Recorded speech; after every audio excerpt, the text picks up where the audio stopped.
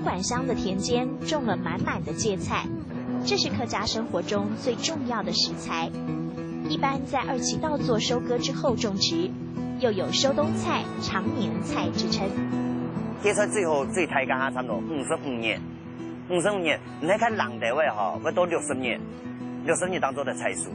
唔平常差不多，迄讲早期嘅温土较高地位就差不多55年左右嘅，迄菜出青吼，你超过6家，超过热树家，就会变上线。像安样顺吼，下摆看马家、马虫、马片虫还会来。如此了解芥菜，他是芥菜达人战延庆，承接父亲的芥菜事业。民国80年获得福菜经营发表赛冠军，83年还得到苗栗全县与公馆乡的福菜评鉴肯定。员工熟练地修剪老叶老梗，早年没有冰箱，客家人珍惜食物，把吃不完的芥菜晒干腌渍1个星期左右，就能制成所谓的酸菜。如果还是吃不完，再经过2天的日晒，1到3个月的腌渍，则成为所谓的福菜。但再有剩，晒干还成了梅干菜。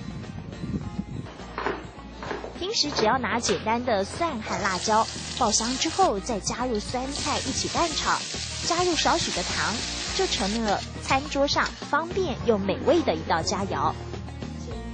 福菜除了适合煮汤，战延庆还研发出福菜鱼丸，简单调味就是好吃的福菜鱼丸汤。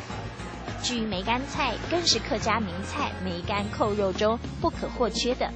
猪肉有了梅干菜的提味，挑动了味蕾。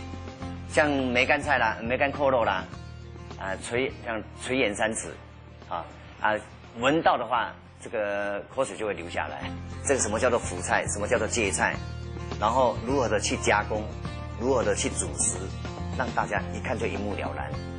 为了让年轻人了解客家的大菜文化，战延庆在包装写上了故事由来与制作过程，就连食谱都附了上去。创意包装之下，平民美食成了伴手礼，甚至出口到国外，让全世界都吃得到客家勤俭的美味。收冬前种下美味，经过腌渍晒干，化成层次丰富的佳肴。有勤俭的意象，是惜福的表征。福菜代表客家走出国外，走进我的感动时刻。